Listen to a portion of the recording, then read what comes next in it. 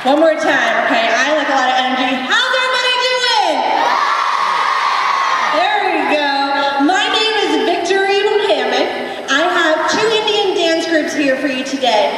Agligado, their name means burning it up. And I have a younger group, Chamarta Sitaras, it means shining stars. So I hope you guys really enjoy the performances. And we have a special treat for you at the end. I'm not going to tell you what it is, but here's a clue. If you recognize the song, I want to hear y'all scream, okay? Do we have a deal? If you recognize it, you're going to scream, right?